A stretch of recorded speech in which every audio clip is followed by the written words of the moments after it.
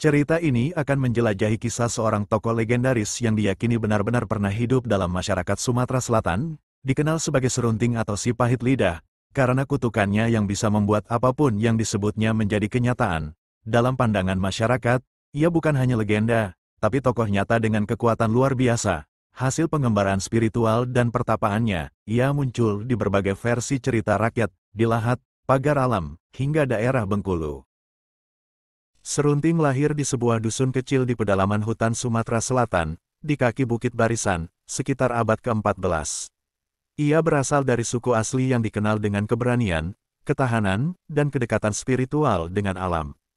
Sejak kecil, Serunting menunjukkan tanda-tanda keistimewaan yang tak dimiliki anak-anak lain. Ia bisa membaca arah angin, berbicara dengan binatang, dan tahu kapan petir akan datang. Ayahnya adalah pemburu ulung, sedangkan ibunya dikenal sebagai penenun kain yang juga menjadi dukun kampung. Wajah Serunting sejak kecil selalu tampak serius, seolah memikul beban yang lebih berat dari anak-anak seusianya.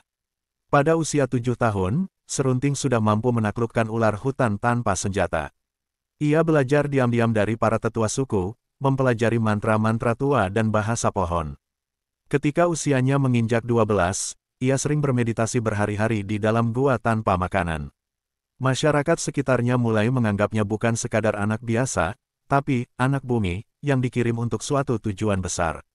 Ia dianggap titisan roh leluhur yang akan mengubah takdir desa mereka.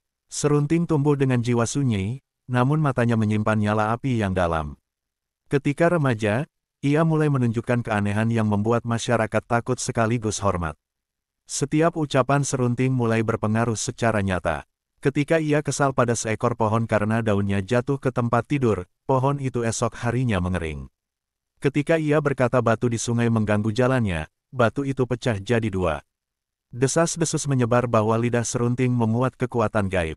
Sang ayah khawatir, namun tak berdaya karena kemampuan itu tampaknya datang dari jalur yang tak bisa dicegah. Serunting sendiri merasa kekuatan itu sebagai kutukan, bukan anugerah.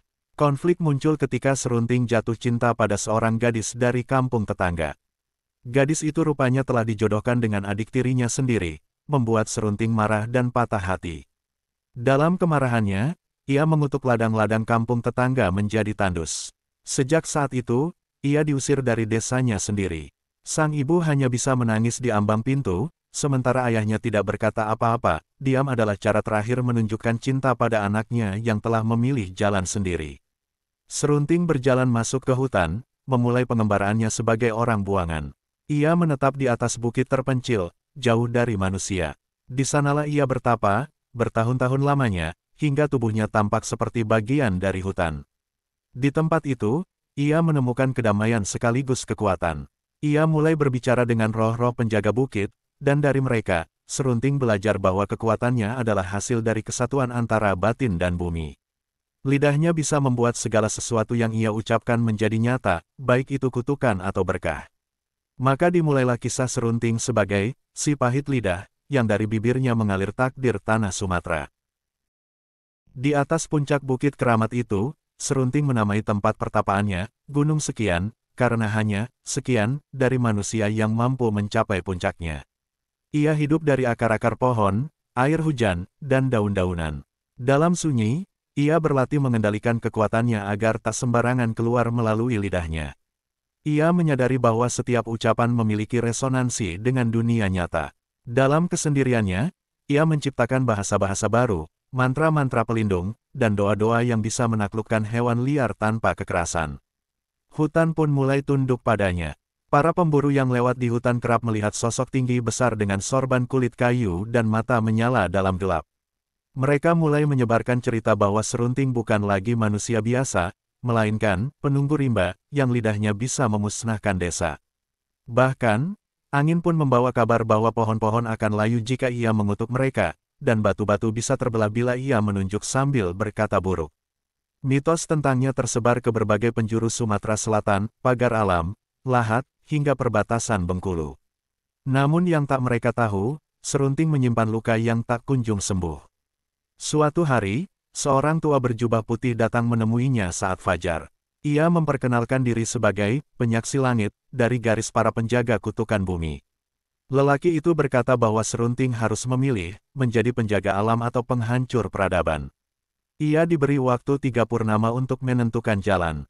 Jika ia memilih menjadi penjaga, maka kutukannya akan menjadi berkah. Namun jika ia memilih jalan dendam, maka setiap kata yang keluar akan menjadi kehancuran. Serunting terdiam. Ia tahu bahwa lidahnya bisa menyelamatkan hutan dan sungai, tapi juga bisa menghancurkan desa dan kota. Dalam 3 purnama itu, Serunting mulai turun dari bukitnya, menyamar sebagai pendeta tua yang membawa tongkat dan kantung rotan. Ia berjalan dari dusun ke dusun, menyelami hati manusia. Di satu desa, ia melihat anak-anak kelaparan karena tanah tak mau lagi menumbuhkan padi. Di desa lain, ia melihat kepala suku menimbun hasil bumi untuk dirinya sendiri. Ia melihat manusia lebih kejam dari harimau, lebih rakus dari ular. Maka dalam batinnya muncul tanya, apakah dunia ini pantas diselamatkan? Atau lebih baik dikutuk untuk kembali dari awal? Pada purnama ketiga, ia kembali ke Gunung Sekian. Di hadapan roh-roh penjaga, ia memilih untuk menjadi penyeimbang. Ia tidak ingin menjadi dewa atau iblis. Ia ingin menjadi penyambung ucapan alam. Maka sejak hari itu, lidahnya tak lagi sepenuhnya pahit, melainkan tajam seperti pisau, bisa menyembuhkan atau membinasakan tergantung siapa yang disentuh. Ia pun bersumpah, hanya akan mengutuk yang melanggar keseimbangan bumi, dan memberkahi mereka yang menjaga kehidupan. Dengan demikian, legenda si pahit lidah memasuki babak baru, bukan hanya kutukan, tapi juga hukum alam. Kabar bahwa orang tua aneh telah menumbuhkan pohon padi hanya dengan berkata, tumbuhlah, menyebar seperti angin. Di desa Sungai Jernih, Serunting menyelamatkan ratusan warga dari kelaparan hanya dengan meniupkan doa ke langit, membuat awan gelap membawa hujan deras dalam semalam. Seorang tetua desa berkata, ia bukan manusia biasa. Ia pendeta bumi yang lidahnya adalah pena langit. Namun tak semua orang senang dengan kehadirannya. Para kepala suku yang korup mulai merasa terancam oleh kehadiran Serunting yang mengubah tatanan. Di desa yang dahulu mengusirnya, tanah mulai retak, sungai mengering, dan gempa mengguncang seminggu penuh. Warga mulai menyadari kesalahan mereka. Mereka naik ke Gunung Sekian, membawa sesajen dan permintaan maaf.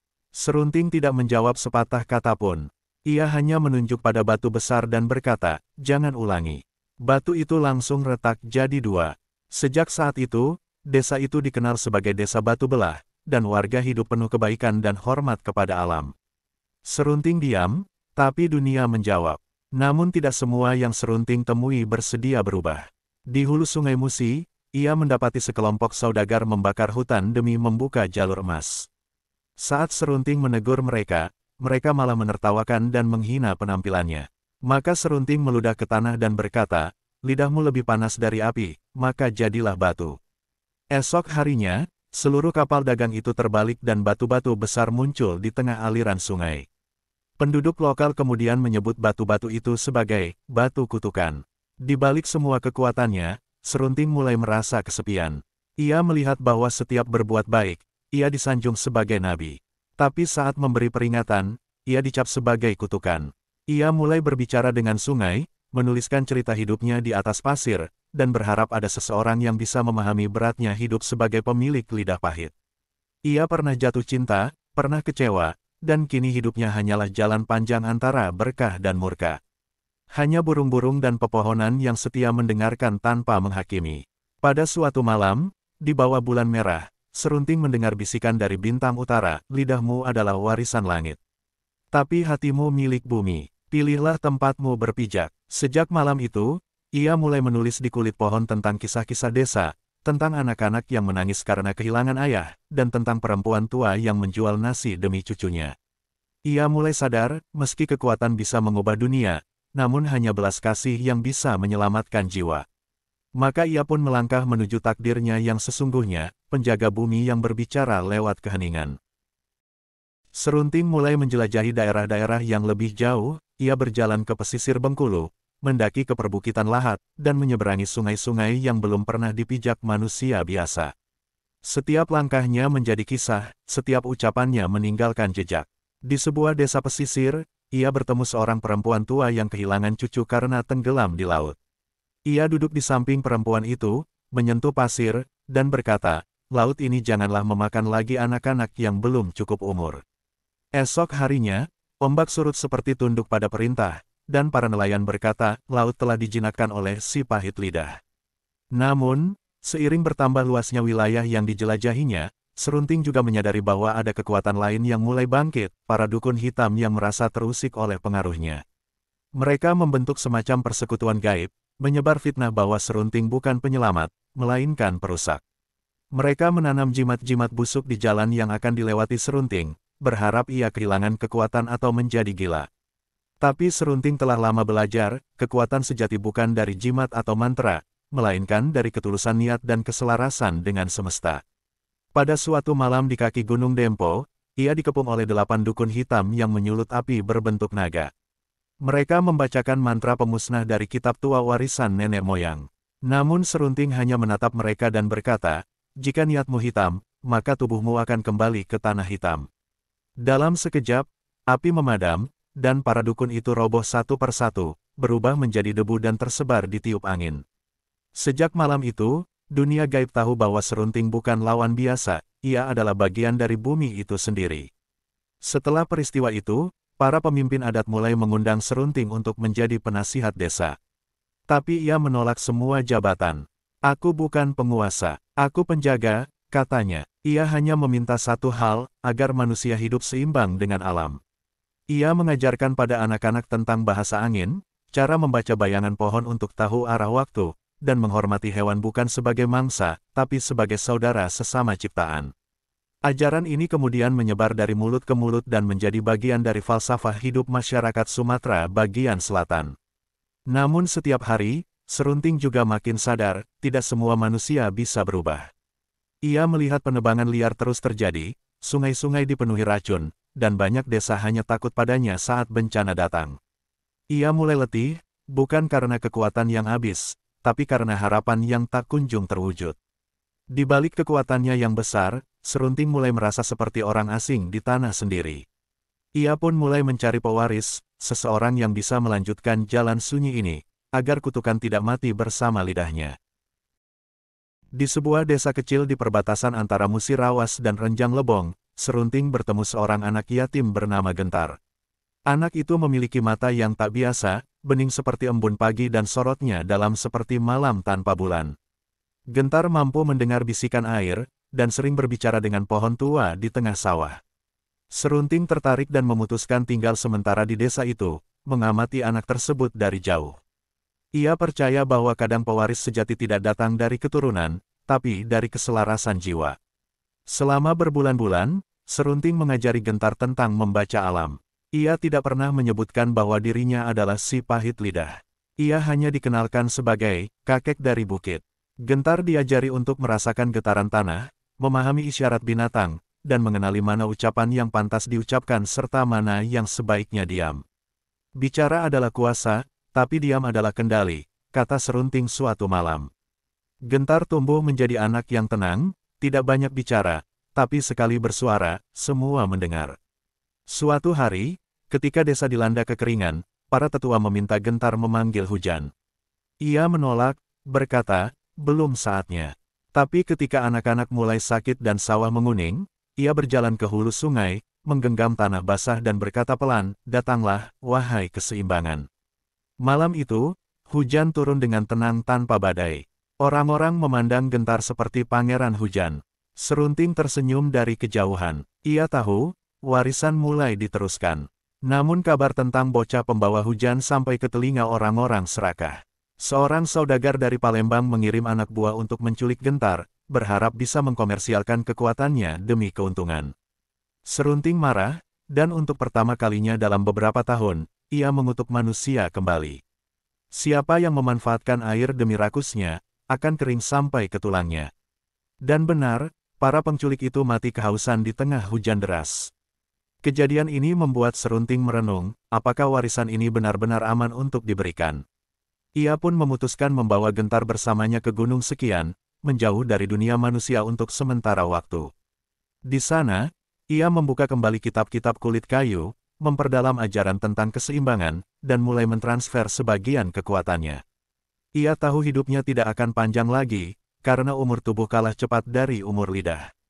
Maka ia ingin memastikan bahwa ketika tubuhnya kembali ke tanah, lidahnya tetap hidup dalam ucap anak muda yang bijak, bukan keras. Di puncak gunung sekian, Gentar mulai mengalami perubahan. Setiap malam, ia bermimpi tentang kejadian yang belum terjadi. Ia melihat pohon tumbang sebelum angin datang, dan tahu ketika seekor rusa akan melahirkan. Serunting mengamati dengan hati-hati. Lidahmu akan menjadi alat kehidupan atau kehancuran, tergantung arah hatimu, ucapnya. Ia tahu, kekuatan Gentar tidak sama persis dengannya. Jika serunting adalah api dan batu, maka Gentar adalah air dan embun. Tapi justru itu yang ia butuhkan, generasi yang tidak membalas keras dengan keras. Selama 3 tahun mereka hidup bersama. Serunting menuliskan semua ajarannya dalam serat kulit kayu dan menguburnya di dalam batu gua agar tidak dicuri manusia serakah. Ia mulai mengurangi berbicara, memilih diam dan mengarahkan dengan isyarat. Gentar menjadi pewaris diam-diam, dunia luar tak tahu bahwa si pahit lidah sedang mempersiapkan pengganti. Hanya alam yang tahu. Di sela heningnya, Serunting sempat berkata, "Jika aku tiada, jangan kuburkan aku. Biarkan tubuhku di atas batu. Biarkan burung dan angin yang menguburkan kutukanku." Suatu malam, petir menyambar puncak gunung sekian. Serunting tersungkur, tubuhnya lelah menahan kekuatan bumi. Ia memanggil Gentar dan menyuruhnya duduk. "Kau tidak akan jadi aku. Kau harus jadi dirimu sendiri. Tapi jaga satu hal, jangan biarkan dunia tertawa di atas penderitaan alam."